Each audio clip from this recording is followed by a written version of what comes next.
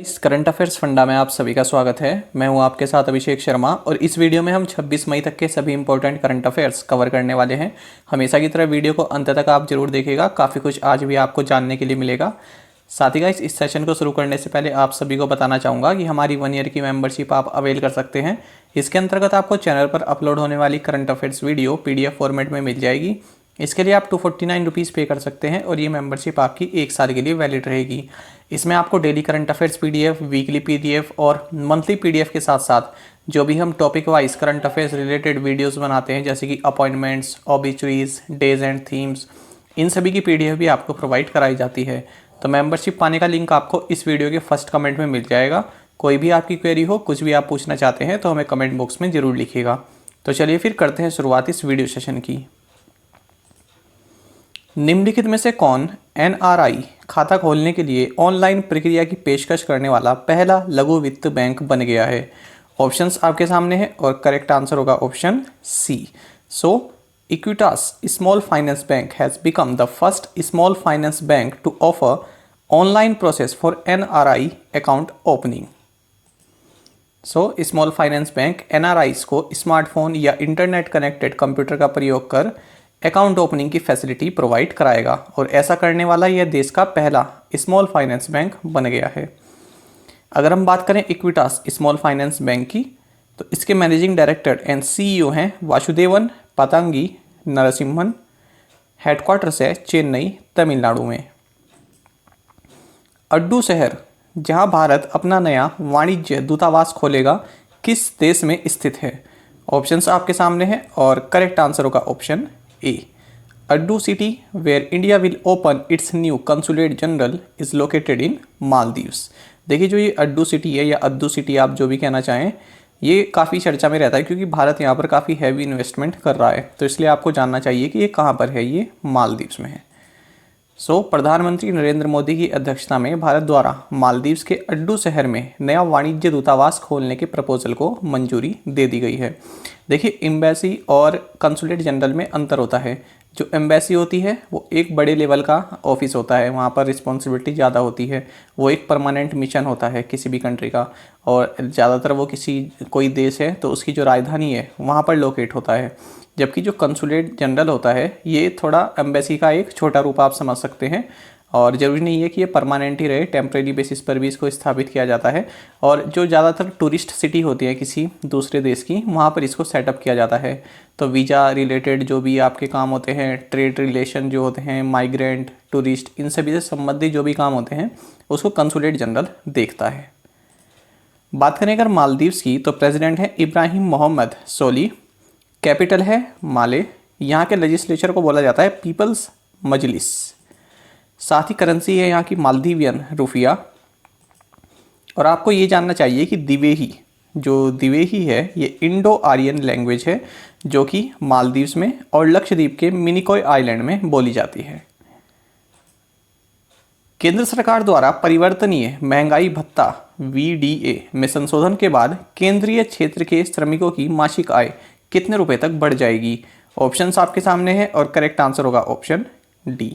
After revising the variable dearness allowances by the central government, the monthly income of the central sphere workers will go by 210 rupees.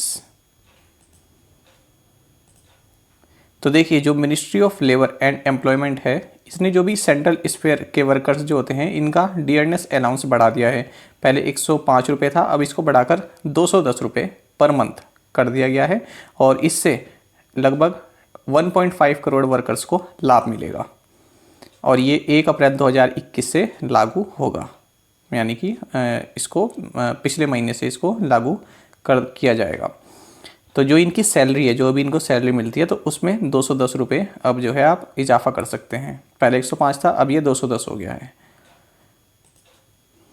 आपको बता दें कि जो ये variable dearness allowances है, ये consumer price index for industrial workers यानी CPI-IW के बेसिस पर इसको रिवाइज किया जाता है और जो ये CPI-IW है इसको कंपाइल करता है लेबर ब्यूरो। अच्छा, जो ये सेंट्रल स्फेयर के वर्कर्स हैं, इनका मतलब क्या है? आपने देखा होगा जो भी सेंट्रल गवर्नमेंट के प्रोजेक्ट्स होते हैं तो उनमें जो भी माइनिंग वर्कर्स होते हैं, या फिर जब रोड कंस्ट्रक्ट होती है उसमें जो लोग कार्य कर रहे होते हैं, ऑयल फील्ड्स में जो कार्य कर रहे होते हैं, जो कैजुअल वर्कर्स आप कह सकते हैं, तो इन लोगों को बोला जाता है सेंट्रल स्पेयर वर्कर्स। तो लेबर मिनिस्टर हैं संतोष गंगवार और चीफ लेबर कमिश्नर हैं डीपीएस नेगी।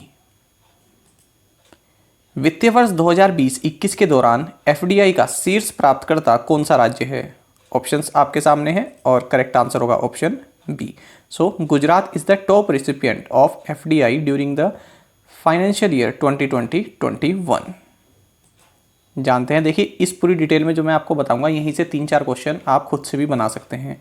देखिए अब तक की हाईएस्ट एफडीआई भारत को मिली है, एफडीआई यानी फॉरेन डायरेक्ट इन्वेस्टमेंट, तो ये मिली है 81.72 बिलियन यूएस डॉलर की। कब? जो फाइनेंशियल ईयर आपका 2020-21 रहा है, और पिछले फाइनेंशियल ईयर 2019-20 की तुलना में 10% ये ज़्यादा है।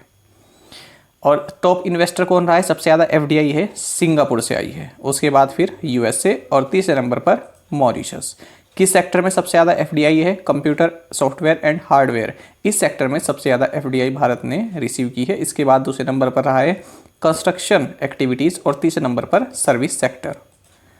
और गुजरात यहाँ पर टॉप रेसिपिएंट स्टेट रहा है एफडीआई, जिसको सबसे ज़्यादा मिली है। उसके बाद महाराष्ट्र और तीसरे नंबर पर कर्नाटक। देखिए 2 चीज़ें होती हैं, आपने सुना होगा एफडीआई और एफपीआई। एफपीआई मतलब होता है फॉरेन पोर्टफोलियो इन्वेस्टमेंट। तो देखिए इन दोनों में क्या अंतर होता है? एफडीआई का मतलब तो ये है, मान लीजिए कोई एक्स है, कोई एक्स एंटिटी है, तो वो किसी दूसरे देश में जाकर अपनी कोई मैन्युफैक्चरिंग यूनिट इस्टेब्लिश कर रही है या फिर किसी बिजनेस में इन्वेस्ट कर रही है, तो उसको बोलते हैं एफडीआई। या फिर जो एक्विजिशन होता है या मर्जर होता है विदेश में जाकर आप करते हैं, उसको बोलते हैं एफडीआई। जैसे कि वॉलमार्ट ने 2018 में फ्लिपकार्ट में 77% जो स्टेक हैं उसको एक्वायर किए थे, तो वो एफडीआई के अंतर आता है। जबकि एफपीआई जो फॉरेन पोर्टफोलियो इन्वेस्टमेंट है, इसका मतलब होता है आप दूसरे देश के स्टॉक मार्केट में इन्वेस्ट कर रहे हैं या फिर बॉन्ड्स में आप इन्वेस्ट कर रहे हैं। तो जो एफपीआई है ये एक शॉर्ट टर्म इन्वेस्टमेंट होता है, जबकि जो एफडीआई है ये एक लॉन्ग टर्म इन्वेस्टमेंट होता है। आप जो है अपने पैर जमाना चाहते हैं किसी दूसरी कंट्री में। किसे टेम्पल्टन पुरस्कार 2021 के विजेता के रूप में घोषित किया गया है? ऑप्शंस आपके सामने हैं और करेक्ट आंसर होगा option B. So Jane Goodall has been announced as the 2021 winner of the Templeton Prize. तो काफ़ी फेमस हस्ती हैं ये। तो इन्हें एनिमल इंटेलिजेंस एंड ह्यूमैनिटी के लिए जो ये कार्य करती हैं उसके लिए इन्हें ये पुरस्कार दिया गया है। और ये क्या है? ये प्राइमेटोलॉजिस्ट है। प्राइमेटोलॉजिस्ट का मतलब होता है वो व्यक्ति जो गोरिल्लाज होते हैं और ओरेंगुटन्स होते हैं, चिंपैंजीज होते हैं, लेमूर्स होते हैं, इनके बारे में स्टडी करता है। और ये एंथ्रोपोलॉजिस्ट भी है। एंथ्रोपोलॉजिस्ट आप जानते होंगे कि जो ह्यूमैनिटी की स्टडी करता है, मानव वैज्ञानी होता है, उसको एंथ्रोपोलॉजिस्ट कहते हैं। अच्छा, अगर आप इनकी जीन की अगर आप यूट्यूब पर भी वीडियो देखेंगे तो सबसे ज़्यादा काम इन्होंने चिंपैंजीज के लिए किया है। जब ये एक तो काफ़ी फेमस वीडियो भी है इनकी, आप ज़रूर देखिएगा। ये फॉरेस्ट में एक चिंपैंजी को रिलोकेट कर रही है, उसको छोड़ रही है, शायद वो घायल हो गया था उसके बाद। और आप देखेंगे कि वो चिंपैंजी जंगल में जाने से पहले काफ़ी बहुत खूबसूरती से इनके गले लगता है। तो मतलब इतना इमोशनल वो हो जाता है। तो कोई एनिमल तभी इतना इमोशनल होता है जब उसकी केयर बहुत अच्छे से की गई हो। तो काफ़ी अच्छा वीडियो आप ज़रूर देखिएगा। टोक्यो ओलंपिक खेलों में कुश्ती मैचों में अंपायरिंग करने वाले एकमात्र भारतीय रेफरी कौन है? ऑप्शंस आपके सामने हैं और करेक्ट आंसर होगा option B. So Ashok Kumar is the only Indian referee to officiate in wrestling matches of the Tokyo Olympic games. तो देखिए जो टोक्यो ओलंपिक गेम्स होने वाले हैं तो उसमें अशोक कुमार ये रेसलिंग के मैचेस में रेफरी के तौर पर भूमिका निभाएंगे और ऐसा करने वाले ये इकलौते भारतीय हैं। तो हाल ही में जो यूनाइटेड वर्ल्ड रेसलिंग है, इन्होंने रेफरीज की लिस्ट जो जारी की है उसमें अशोक कुमार जी का नाम है। किस राज्य ने घर में आइसोलेटेड कोविड रोगियों के लिए संजीवनी परियोजना शुरू की? ऑप्शंस आपके सामने हैं और करेक्ट आंसर होगा ऑप्शन सी। सो हरियाणा लॉन्च्ड संजीवनी परियोजना for home isolated Covid patients. तो जो भी माइल्ड सिम्टम्स वाले जो रोगी हैं जो अपने घर पर आइसोलेट हुए हैं तो उनको मेडिकल केयर, उनको मेडिसिन प्रोवाइड कराई जा रही है। तो करनाल डिस्ट्रिक्ट से अभी इसको स्टार्ट किया है और अब ये सभी जो भी डिस्ट्रिक्ट्स हैं उनमें लागू कर दिया जाएगा। तो इस प्रोजेक्ट को हरियाणा गवर्नमेंट ने किसके साथ मिलकर लॉन्च किया है? डेलॉयट इंडिया के साथ मिलकर। जिनका भी आ गया हरियाणा पीसीएस का पेपर होने वाला है तो याद रखिएगा किसके साथ मिलकर किया है, डेलोइट इंडिया। स्टेट में इस तरह की पूछ ली जाते हैं स्टेट एग्जाम जो होते हैं। हरियाणा के सीएम मनोहर लाल खट्टर हैं, गवर्नर सत्यदेव नारायण आर्य है, कैपिटल चंडीगढ़ है। और हाल ही में हमने क्या पढ़ा था कि Haryana has become the first state to reimburse GST on covid related donations. तो कोविड रिलेटेड जो भी इक्विपमेंट्स कोई दान कर रहा है, डोनेट कर रहा है, तो उस पर जो जीएसटी लगा है उसको उस पर रिम्बर्स कर रही है, यानी उसको वापस दे रही है। सीबीआई के नए निदेशक के रूप में किसे नियुक्त किया गया है? ऑप्शंस आपके सामने हैं और करेक्ट आंसर होगा ऑप्शन डी। तो Subodh Kumar Jaiswal has been appointed as the new CBI director. तो सीबीआई के डायरेक्टर बने, यानी सेंट्रल ब्यूरो ऑफ इन्वेस्टिगेशन के डायरेक्टर बने सुबोध कुमार जायसवाल। ये सीआईएसएफ के डायरेक्टर जनरल और महाराष्ट्र कैडर के आईपीएस ऑफिसर हैं। आपको बता दें कि ये 2 साल के लिए इनको नियुक्त किया गया है। किस कमेटी ने सेलेक्ट किया है? Prime minister Narendra Modi, chief justice जो इंडिया के हैं एनवी रमन्ना, और जो अपोजिशन के लीडर हैं लोकसभा में रंजन चौधरी। तो यही सेटअप होता है, प्रधानमंत्री होने चाहिए, उसमें चीफ जस्टिस ऑफ इंडिया रहने चाहिए, और जो सिंगल लार्जेस्ट अपोजिशन पार्टी है उसका जो लीडर है लोकसभा में वो होता है। तो ये पूरा सेटअप होता है। आपको बता दें सीबीआई के बारे में कि सीबीआई का जो है 1963 में इसको सेटअप किया गया था।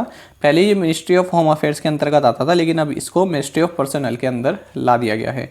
और Delhi special police establishment act 1946 से इसको जो है अपना जो कार्य करने की जो पावर्स हैं वो मिलती हैं। तो याद रखिएगा किस एक्ट के थ्रू इसको मिलती हैं, ये है Delhi special police establishment act 1946। अच्छा, ये भी आपको जानना चाहिए कि सीबीआई का जो गठन हुआ था वो संथनम कमेटी की रिकमेंडेशन पर हुआ था, और इसका मोटो है इंडस्ट्री, इम्पार्शलिटी एंड इंटीग्रिटी। साथ ही आपको ये भी जानना चाहिए कि जो सीबीआई के डायरेक्टर हैं इनको 2 साल का टेन्योर दिया जाता है, इनका 2 साल का कार्यकाल दिया जाता है। ट्राइफेड ने जनजातीय समूहों में वन धन पहल को लागू करने के लिए निम्नलिखित में से किसके साथ भागीदारी की है? सही आंसर होगा option D. So TriFed has partnered with NITI Aayog for implementing the one धन initiative in tribal clusters। तो जो 39 ट्राइबल एस्पिरेशनल डिस्ट्रिक्ट्स हैं यहाँ पर जो है ये ट्राइफेड यानी tribal cooperative marketing federation of India ये वन धन योजना को जो है प्रसारित करेगी। एस्पिरेशनल डिस्ट्रिक्ट्स आप जानते होंगे कि नीति आयोग का ये कार्यक्रम है, तो ये भी आप याद रखिएगा। अच्छा, ये है क्या वन धन योजना आखिर है क्या? देखिए, जो आप जानते हो कि जो ट्राइबल पीपल हैं तो ये वन संपदा से जो उत्पाद बनाते हैं, जो भी वनों से जो हमको प्रोड्यूस मिलता है, जो प्रोडक्ट उत्पाद मिलते हैं, तो उनसे फिर ये कई तरह के उत्पाद बनाते हैं। जो भी हमको रॉ मटेरियल मिलता है वन से, उससे फिर ये कई तरह के उत्पाद बनाते हैं, जैसे कि शहद बनाते हैं, कई सारी जड़ी बूटियों से ये मेडिसिन भी बना देते हैं। तो इस तरह के जो उत्पाद बनाते हैं तो उनको ब्रांडिंग देना, उनको मार्केटिंग प्रोवाइड करना, ये काम है ट्राइफेड का। किस योजना के तहत? वन धन ट्राइबल स्टार्टअप के तहत। तो आप देख रहे होंगे कि यहाँ पर रॉ मटेरियल इन्होंने इकट्ठा किया हुआ है और इससे इन्होंने कई सारी जड़ी बूटी या फिर मसाले इस तरह की चीज़ें बना देते हैं। तो इसकी ब्रांडिंग भी करनी होती है, मार्केटिंग भी करनी होती है, तो इसलिए वन धन योजना को लागू किया गया था और इसको ट्राइफेड द्वारा संचालित किया जाता है। ट्राइफेड की अगर बात करें तो इसके चेयरमैन रमेश चंद्र मीना है, मैनेजिंग डायरेक्टर प्रवीर कृष्णा है, और 1987 में ट्राइफेड को स्थापित किया गया था। टीडीबी राष्ट्रीय पुरस्कार 2021 किस स्टार्टअप को मिला है? ऑप्शंस आपके सामने हैं और करेक्ट आंसर होगा option D. Breathe Applied Sciences received TDB national award 2021। तो किस लिए मिला है? जो ये ब्रीथ एप्लाइड साइंसेज है इसको नेशनल अवार्ड 2020 मिला है। किसकी तरफ से? टेक्नोलॉजी डेवलपमेंट बोर्ड की तरफ से। क्यों मिला है? क्योंकि इन्होंने CO2 का केमिकल्स और फ्यूल्स में कमर्शियल सॉल्यूशन ये प्रोवाइड कराया है। और जो ये ब्रीथ एप्लाइड साइंस है ये Jawaharlal Nehru centre for advance scientific research, तो इनका ये एक स्टार्टअप है। आशुतोष चौधरी ने किस बैंक के चीफ रिस्क अफसर या ऑफिसर के रूप में कार्यभार ग्रहण किया? ऑप्शंस आपके सामने हैं और सही आंसर होगा option B. So Ashutosh Chaudhary has assumed charge as chief risk officer of Punjab National Bank. और अगर हम पंजाब नेशनल बैंक की बात करें तो MD एंड CEO हैं SS मल्लिकार्जुन राव और हेडक्वार्टर्स हैं न्यू दिल्ली में। किस कंपनी ने कॉड वीटा प्रोग्रामिंग प्रतियोगिता ने गिनीज वर्ल्ड रिकॉर्ड्स का खिताब जीता? ऑप्शंस आपके सामने हैं और करेक्ट आंसर होगा option A. So TCS code Vita programming competition has won a Guinness world records title. तो किस लिए जीता है? देखिए, TCS कोड वीटा ये एक इनका वर्ल्ड का लार्जेस्ट कंप्यूटर प्रोग्रामिंग कंपटीशन है जिसको TCS द्वारा कराया जाता है, और इसमें इस बार 34 देशों के 1,36,054 प्रतिभागियों ने इसमें जो है प्रतिभाग किया है, तो इसलिए इसने गिनीज वर्ल्ड रिकॉर्ड्स बनाया है। तो इसमें क्या है, जो भी पार्टिसिपेंट इसमें भाग लेते हैं वो अपना प्रोग्रामिंग स्किल्स दिखाते हैं। TCS की अगर हम बात करें तो चीफ एग्जीक्यूटिव ऑफिसर और मैनेजिंग डायरेक्टर हैं राजेश गोपीनाथन, चेयरमैन हैं N चंद्रशेखरन। 2020-21 ला लीगा का खिताब किस टीम ने जीता? सही आंसर होगा option D. So Atletico Madrid team won the 2020-21 La Liga title. किसे हराया है? रियल वैलाडोलिड को इन्होंने हराया है। तो जो ये ला लीगा है ये एक स्पेनिश जो फुटबॉल लीग है उसका ही एक हिस्सा है, उसका ही एक टूर्नामेंट है। मेंस इसमें खेलते हैं, ठीक है, तो पुरुषों का ये टूर्नामेंट है, फुटबॉल से जुड़ा है, ये आप याद रखिएगा। किया ने भारत में आधिकारिक तौर पर किया मोटर्स से किया इंडिया में अपना नाम बदल दिया है। आपको बताना है कि जो ये किया है इसका मुख्यालय किस देश में है, जो ये ऑटोमेकर है, तो इसका जो मुख्यालय है ये साउथ कोरिया में है। तो देखिए, पहले इसको किया मोटर्स के नाम से जाना जाता था, लेकिन भारत में अब इसने अपना नाम किया इंडिया कर दिया है। तो ये साउथ कोरियन एक मल्टीनेशनल ऑटोमोबाइल मैन्युफैक्चर कंपनी है, और इसका हेडक्वार्टर्स सियोल जो कि साउथ कोरिया की कैपिटल है यहाँ पर स्थित है। कौन सा मंत्रालय कोयला आधारित ताप विद्युत संयंत्रों में बायोमास के उपयोग पर राष्ट्रीय मिशन स्थापित करेगा? काफ़ी इंपॉर्टेंट क्वेश्चन है, और इसका सही आंसर होगा option B. So ministry of power will set up a national mission on use of biomass in coal based thermal power plants. तो देखिए, जो मिनिस्ट्री ऑफ पावर जो ये national mission on use of biomass in coal based thermal power plants इसको जो setup करेगा, तो इसका उद्देश्य क्या है? तो इसका उद्देश्य यह है कि जो खेतों में पराली जलाने से होने वाले वायु प्रदूषण की समस्या है इसका समाधान करना, और जो ताप विद्युत उत्पादन के कार्बन फुटप्रिंट है उसको कम करना। साथ ही थर्मल पावर प्लांट से जो कार्बन न्यूट्रल पावर जनरेशन पाने के लिए को फायरिंग लेवल को वर्तमान 5% से बढ़ाकर एक हायर लेवल पर ले जाना। RK सिंह जो है ये मिनिस्टर ऑफ स्टेट हैं किस किस के? एक तो power and new and renewable energy, minister of state skill development and entrepreneurship. साथ ही मिनिस्ट्री ऑफ पावर इन्हीं के पास है। और जो ये आपका जो मिशन रहने वाला है कम से कम 5 साल तक के लिए ये रहेगा। बाबा गौड़ा पाटिल जिनका हाल ही में निधन हो गया, वे पूर्व में क्या थे? तो ऑप्शंस आपके सामने हैं और करेक्ट आंसर होगा option D. Baba Gowda Patil who passed away recently was the former minister of state for rural development. तो देखिए, ये जो कर्नाटक की बेलगाम कॉन्स्टिट्यूंसी है, यहाँ से लोकसभा लोकसभा में सांसद रह चुके हैं इस कॉन्स्टिट्यूंसी से, ठीक है। 1998 में बीजेपी से संबंधित थे, हालांकि बाद में इन्होंने इस पार्टी को क्विट कर दिया था, और ये अटल बिहारी वाजपेयी गवर्नमेंट में minister of state for rural development इस पद पर रह चुके थे। अब देख लेते हैं प्रीवियस असाइनमेंट क्वेश्चंस के answer. Ankita Raina is related to which sport? Tennis. Valmiki national park is located in which state? Bihar. Tigray region often seen in news is in which country? Ethiopia. Which city is known as the vegan capital of the world? Tel Aviv in Israel. Who is the present chairperson of the central board of direct taxes? Pramod Chandra Modi. और आप में से कई aspirants ने 5 questions के answer बिल्कुल सही दिए हैं। अब देख लेते हैं आज के assignment questions. Vesak day is related to whom? Apia is the capital of which country? India will host the G20 summit in which year? Bhedaghat Lametaghat area is located in which state? Aryabhatta research institute for observational sciences is located in which state? जो 4th question है ये जरूर बताइएगा कि ये किस लिए news में रहा है हाल ही में, ठीक है। हमने आपको बताया भी था करंट अफेयर्स वीडियो में, तो बताइएगा कि किस वजह से ये न्यूज़ में रहा है। और पांचों क्वेश्चंस के आंसर आप देने का ट्राई कीजिएगा। अगर आपको एक क्वेश्चन का आंसर भी आता है तो वो भी आप हमें कमेंट बॉक्स में ज़रूर से बताया कीजिए। और साथ में आप सभी करंट अफेयर्स फंडा को टेलीग्राम पर भी ज्वाइन कर सकते हैं। यहाँ पर रेगुलर वीडियो अपडेट्स और करंट क्विजेस हम आप सभी के लिए डालते हैं। साथ ही डिस्कशन ग्रुप में आप किसी भी क्वेश्चन का सॉल्यूशन यहाँ पर पा सकते हैं। और दोस्तों यहाँ पर करंट अफेयर्स की प्लेलिस्ट दी गई है, इसको आप ज़रूर देखें। अपने दोस्तों के साथ व्हाट्सएप टेलीग्राम पर शेयर करें, लाइक करें और कमेंट करके बताइएगा कि ये वीडियो आपको कैसी लगी। Thank you guys.